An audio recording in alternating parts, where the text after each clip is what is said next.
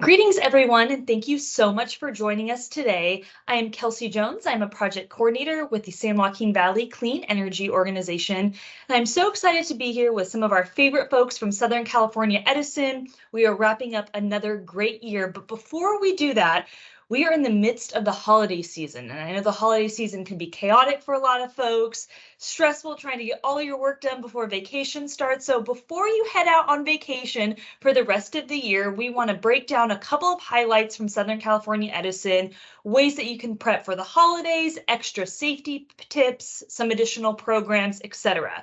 So I am joined today by Alex and Luis from SoCal Edison.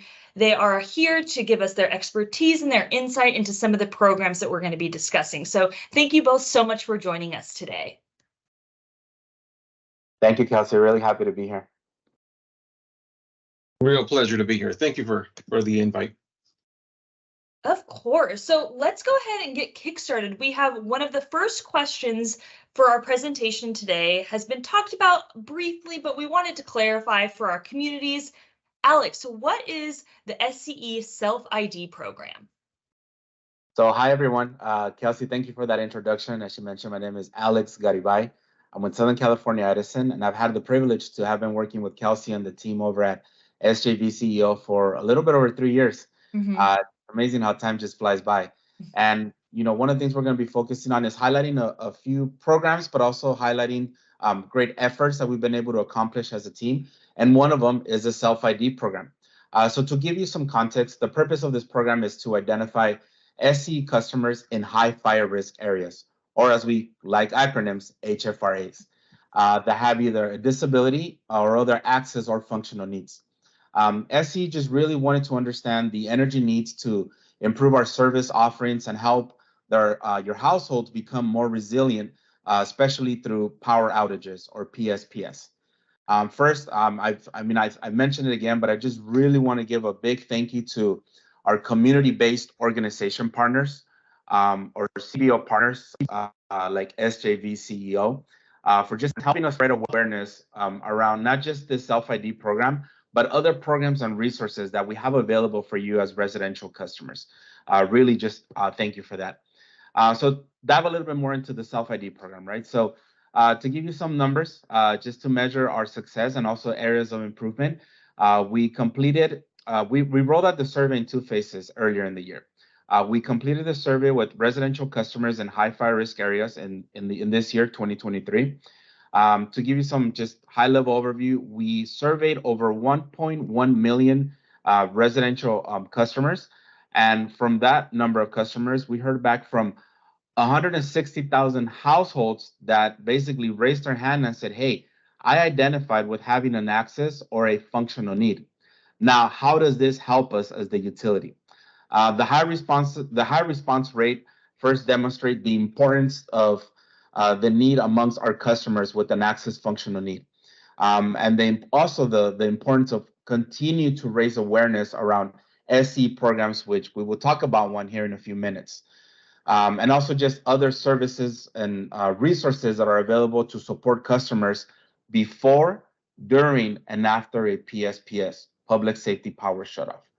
One of the things that we do when we engage with customers is not just talking about, what does Edison have for you? What does the utility company have available for you in the event that your power needs to be turned off for weather reasons or if there's a wildfire?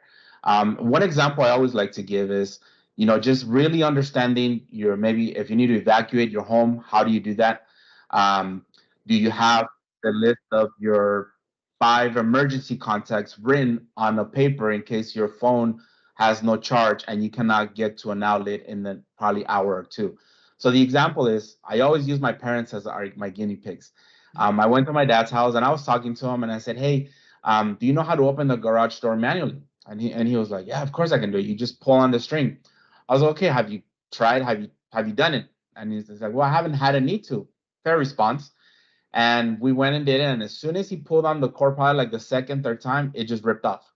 So obviously we went to the store, bought a new unit, etc., got it replaced. But had that been an emergency and they need to evacuate, and my parents are older, they're seniors, how would that have gone in the event of a true evacuation, right? So needless to say, just be, aware of the resources in your home, your evacuation path, and, having a safety kit in place. We are going to be providing CBOs like SJV next year with giveaways that reinforce that message, small kits. And obviously, that is not to say this is the only kit you should have, is more to just get more of a thought provoking, like, oh, maybe I should have a larger set of this stuff, right? In case I need to leave with my family for 2 or 3 days if I need to evacuate. So that's something you're going to see next year. In between Q1 and Q2 of next year, we are going to continue the self-ID program, sending out a survey. But now we're going to be reaching out to customers that are in the non-high fire risk areas. And I'm sure we're going to get a lot of great input and identify opportunities where we can grow as the utility, but at the end of the day, really serve you as our customer and make sure that you are, ready to do again before, during, and after a PSPS activity. So I try to keep it high level. I hope it makes sense, and I know we're going to continue to push out more information as we continue our partnership. Awesome. Thank you for covering that, Alex. And I think it's really important to note that you said before, during, and after. I think a lot of times some customers may be intimidated by the fact of a PSPS event. Like, what do you do after the fact, right? I mean, there's so many things that you can do to prepare for it, but afterwards, there's still time to adjust and get back into, your normal routine. So it's great that Edison is providing resources after the fact as well, because I think that's really important for customers. And I think something that you mentioned briefly as you were talking is some other programs that Edison offers. And one of them we really wanted to focus on today is the Medical Baseline Program. So most of you that are watching this have probably heard of it before. And something that we experienced as an organization the last couple months when we were out in our communities at events, chatting with folks about different resources, was the topic of medical baseline came up a lot. So I wanted to be sure we took some time to highlight it. So Alex, I'll go ahead and pass it over to you to chat about medical baseline. Thank you, Kelsey. So if I had to rank the popularity with this program, and also when we speak with customers, the number of customers that are not aware of this program, I would have to say it's within the top three. The other two programs are CareFera, which provide eligible customers up to 30% discount on their electric bills if eligible. And the other one is Vegetation Management. But we'll talk about those another time. So Medical Baseline Program, what is it? It's a program designed and created for residential customers who rely on power to operate medical devices and equipment for specific conditions or who have mobility needs. The program provides an additional allotment of 16.5 kilowatt hours of electricity per day on your monthly bill. The Medical Baseline Program can help offset the cost of operating this medical equipment that you may have, and prioritizes your household. This is a big thing right here too. Prioritizes your household to get critical alerts and notification if outages take place, including PSPS. So in addition to my day job, I also am part of an emergency response team, if we can call it that, that when we are looking at the weather and we say, hey, we may need to turn off power in this area because the winds are going strong, and we want to keep the community safe, we look at the areas that may be potentially impacted, and then we look at our list of customers that have already identified as medical baseline customers. What does that tell us? It tells us that, hey, we need to reach out or keep you in our radar. If we need to provide you a resource, we need to provide you a loaner backup battery, or make you aware of other tools that are available for you if you need to be transported to an area, or if you need to go to one of our community crew vehicles to recharge your device, or if you need to put your medicine in a refrigerator area. We have those resources. So please, please, please, I cannot emphasize this enough. If you're an individual that has this medical equipment, or you know of someone that can benefit from this, please bring this program to their awareness. Kelsey will follow up with additional resources that we have, a fact sheet that just gives you more info, and then links will be available where you can go and get more about the program. But a few things that I would like to highlight. The Medical Baseline Program is not an income eligibility program, meaning what we look for is What is your medical need? That's the key word, right? That's what's medical baseline. It's a medical need. What equipment do you have that can help you qualify for this program? Customers enrolled in this program, excuse me, receive, as I mentioned, additional electricity per day at a lower rate.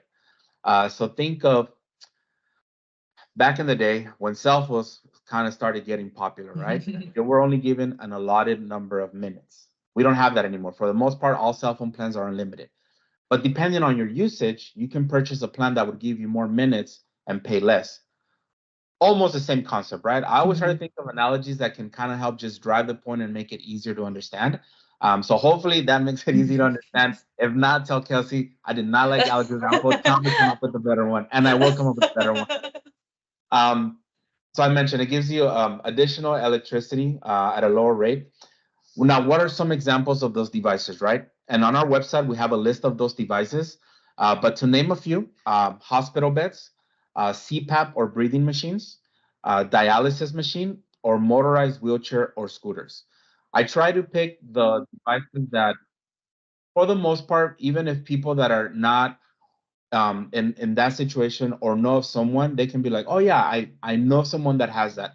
Again, there's a list of other devices, and we do encourage customers to not, we encourage customers to go to our website, look at our list, but do not disqualify yourself if you do not see your medical device listed. We recognize that new devices and technology is being introduced regularly, and we evaluate every application and condition or device for eligibility. I mean, look at our cell phones. We get a new model of cell phone. I'm not going to say a brand because I'm not going to do a promo, but there's a new model almost literally every year in September. TVs feels like, I feel like there's something new in a TV every 3 to 6 months. Look at our vehicles. So there's constant upgrades to technology, right? This does not exclude medical devices. Things are changing, especially in the healthcare industry. So if you go to our website and you don't see your device, don't be like, I don't qualify for it. Reach out to us so we can evaluate the device that you have, your condition, and who knows, maybe there's an opportunity to say, hey, you know what, actually you are eligible. So now because you brought this up, we're going to put this in our list of eligible, because if you have that concern, there's a good chance other people may have it. Now, the question is how to apply. And I'm going to be fully transparent, and Kelsey knows I'm always very transparent. I reached out to the program manager that manages this program, and I said, give me the top 4 to 5 easy points how I can tell someone this is how you apply. Because I understand that sometimes if you go to our website, you may get intimidated because there's a lot of information. So here's how you apply. The first thing you want to have is the email of your doctor or the nurse practitioner that supports your doctor. I will explain to you why that is important. You go to our website, there'll be a link for you to fill out the application. It's an online form. You'll be prompted to just enter your information. One of the fields will be asking you for the email of your doctor's office. This is where you enter it. Once you fill out your information, you complete it. The application will then get sent to your doctor so they can do a verification and provide some additional information from their side. They'll submit, and then the application gets sent to our processing team. The team will process it, review it. Once approved, you will see that the benefit will be applied to you on your bill within 1 to 2 cycles, and it'll be on page 3 of your bill. As of right now, the digital application is only available in English, but we do have in-language applications if you print them out.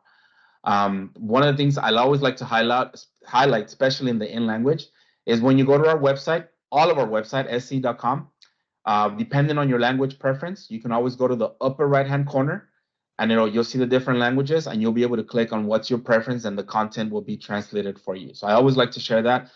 My parents are Spanish speaking, so they always prefer to use that. And then last but not least, all this information can be found where? On sc.com/MBL, medical baseline. And again, we provide Kelsey with information that will reinforce this, and there's some great fact sheets that not only talk about this program, but other programs that can assist you during a a PSPS activity. So, Kelsey, anything I missed in regards to this program? I try to keep it very high level and on the things that we also hear of customers are not aware, and obviously we'll reinforce with more message. But I mean, if there's anything I missed, please feel free to highlight it. Yeah, I think you covered all of the bases with Medical Baseline. I think that it's definitely a program that a lot of people may not know about, or they think it is income qualified. I remember I thought it was income qualified for a while. So just really making sure to check out the website, check out the fact sheets and all the details, which you'll see at the bottom of this video in the description box. And I think another thing to take away is that you do not have to fill out an online application. You can fill out a handwritten paper application as well. Sometimes we're at community events and we want to talk to folks about going on websites and filling out an application electronically. That is a no-go. So yes, you can fill it out in person and then mail it in as well. So there's also that option. Thank you. And thank you for touching that, Alex. Yep. Okay, great. So we're going to pivot a little bit from program to safety tips. So I know that safety tips are a great thing to have, but particularly during the holiday season, they're extra good to have just because there's a lot of different factors going on throughout everybody's day-to-day. So Luis, I'm going to go ahead and invite you to come off of mute and share some key safety tips to keep in mind during the holiday season. So good afternoon and good morning, everyone. This is Luis again. I'm an advisor with the outage communications team for Southern California Edison. And one of my primary roles is to engage all customers, including residential and commercial and all things outage related. And along with that comes the idea of safety around electricity, right? What does that mean for us? What does that mean for me? What does that mean for our home, right? The uniqueness of our own makeup of our family or even our businesses. Now, as we move deeper into the holidays, well, what does that mean for our family, right? What should we keep an eye on for? Well, first and foremost, number one, if you identify any frayed cords, right, any wires that are broken, any broken fuses or whatever it is, even a cracked light on your tree, we want to replace that right away, throw them away, whatever you need to do to make sure that your family's kept safe. Right, we never want to ensure that we don't use any nails or staples to attach any string of lights or cords on our home. Let's keep everything as safe as possible. We also recommend our customers to use really to look for extension cords that are certified by nationally recognized labs such as UL, CSA, or ETA. This will ensure that the equipment that you're utilizing for your home and to decorate your home is safe and will keep your family safe. And again, one thing I do want to underscore here is do not overload your circuit. We want to make sure that you limit the strands of lights, at least 3 per outlet. We don't want to go anything above that during the holidays. Now, let me take this a little bit in a different direction, because even though we are talking about the holiday season, there are some other umbrella considerations that we need to take into consideration for safety. Number one, like Alex was mentioning earlier, for our medical baseline and critical care customers, it's really important that we have identified your updated contact information at all times. It could very well be that as we are right now, we're experiencing a public safety power shutoff or PSPS event where we may proactively de-energize customers because of some safety consideration in the field. In order for us to ensure that we're able to engage with you and make you aware of what's happening, we need to have your updated contact information. Listen, and I get it. Sometimes if you move or you get a new phone number, a new email address, the last person you think of really is SC, right? Right. For the most part, most people think about Edison on two occasions. One, when you have to pay the bill, and two, when you go to flip the switch and the light doesn't come on, right? And both of those are not the best engagement opportunities. So as we're in this forum, I do want to recommend and really encourage you to make sure that we have your updated contact information at all times, particularly if you are a medical baseline or critical care customer or have a friend, neighbor, or anyone that you may know that has a heightened need for medical power. Now, let me take a quick pause here and let me explain this process or why I'm underscoring this so much. If we enter a PSPS environment, one thing that we're going to do behind the scenes is we're going to push out notifications to our customers. Customer, we're looking to de-energize because there's a safety hazard consideration in your region. If we push out that notification to a critical care customer and it comes back to us as undelivered, well, then we're going to take additional steps behind the scenes to try to reach out and connect with you. So it's highly important that we have your updated contact information. In fact, if we make an attempt to contact you and we're still not able to get a hold of you, then we may just leverage a field resource to literally go out to your home and door knock to conduct a well. Now, this is something that many of our customers do not know that we do behind the scenes, but I really wanted to highlight this for you. It's the safety of not only of our field crews and our team members, but also of the public is very critical and very important to us. So again, if you help us update your contact information, that we can push out those incredible important details out to you as early and as quickly as possible.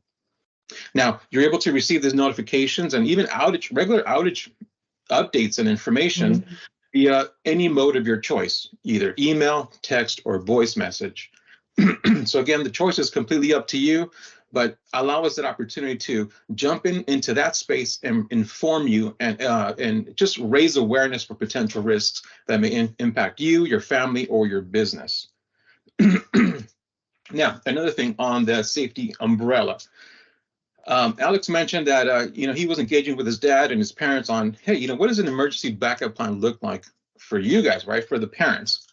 But also, what does that mean for you? What does that mean for me and my family? So, for example, on a personal case, my family, we live in a high fire risk area, right? So if we experience a fire here in our community, what does that mean for us? What does the ingress mean for us? How do we evacuate this area? What would that mean for us and in our particular family? So I would encourage everyone that's listening to today's forum is, really think about, just give yourself about, 20 Mississippis. What does an emergency backup plan mean for me and my family? If I have a family member that has a particular medical need or a pet, there's someone in my family has mobility issues, right? What does that mean for my family? What does emergency backup plan mean for my family or my business? If I have a business for my employees, how do I engage with those employees? Because there's an active something in my neighborhood, right? What does that mean for us? So again, start thinking about what does that mean for me and my family? Now, on that note of raising awareness around potential risks or elevated concerns in your region, I really want to encourage all of our customers to consider visiting us on se.com under the outage page. We have an outage map. It's a newly revamped outage map system where we've been able to bring in different resources into one mapping repository, if you will, where you can go into that one central location, input your address, and it'll let you know what are the planned outages that are scheduled for your region, if there are any unplanned or what we call repair outages that are active in your area. What does that mean for you, right? And if there are any PSPS events, public safety power shutoff events happening or occurring in your region, what does that mean for you and in relation to your home or your business? Again, it's another self-service option and resource that you can go to, punch in an address, and they'll let you know what's happening around you at all times. Okay, so again, just want to highlight those quick points for you. Safety is a big bullet point for us at Edison, not just at home, but it's also driven for us. I'm sorry, not just at work, but also driven for us at home, right? To kind of take that home with us and share that with our family.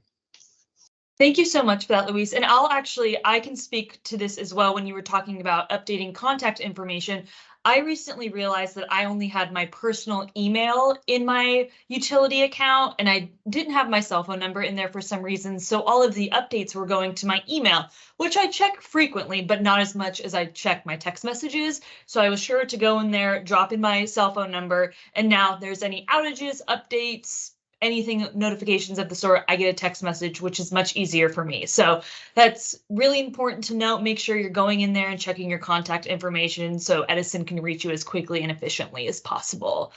So thank you for covering safety. And we're going to go ahead and dive into our final question of today, which is all around residential electrification. So as an organization, the SJVCO has been promoting a lot of different electrification measures throughout the last couple months and throughout the year, specifically heat pumps. And we wanted to dive in today to see if Edison is promoting any additional residential electrification measures that are similar to heat pumps and how folks can get involved in that process.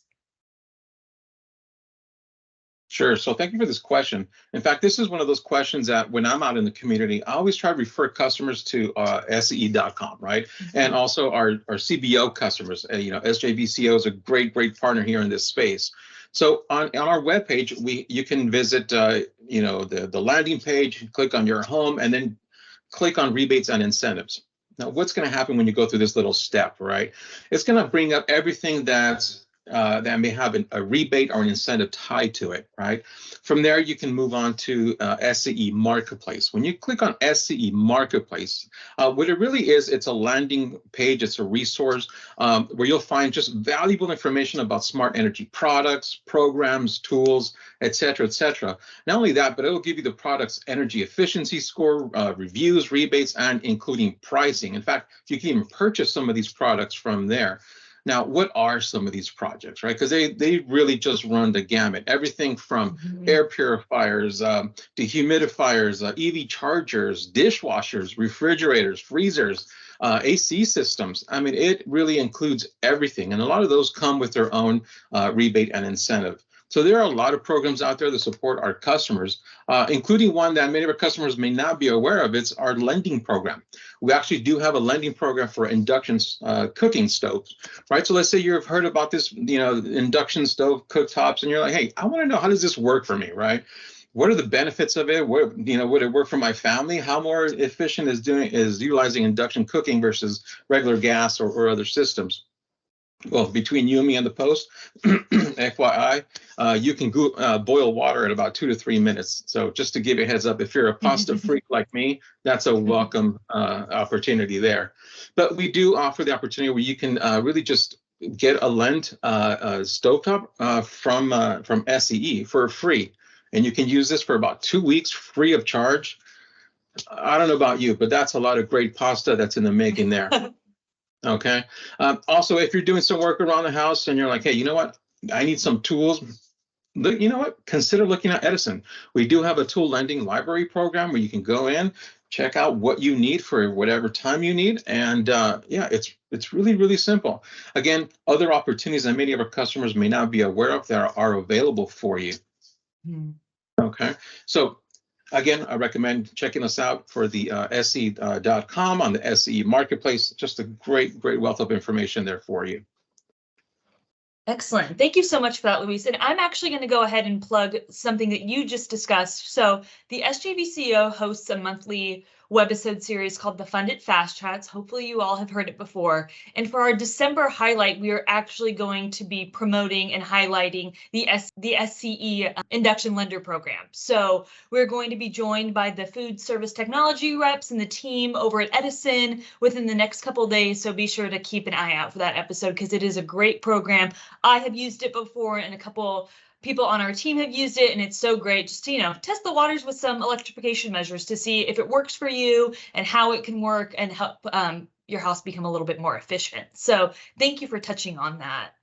And with that wraps up our presentation for today. So thank you again to Alex and Luis for joining us today. We were so excited to have another great year partnering with Edison on reaching out into our communities and sharing the resources. We will be continuing this again in 2024, and we are also really excited to be working with Southern California Edison on a new outreach program promoting the SCE pre-owned EV program. So if you haven't heard of it before, you definitely will at the start of the year. It's an excellent program for folks that are interested in test running with an electric vehicle. You can receive a really great significant rebate if you purchase a pre-owned EV. So we'll go ahead and get more into that in 2024. But thank you all again. I hope you have a great rest of your year and a great holiday season. Thank you so much.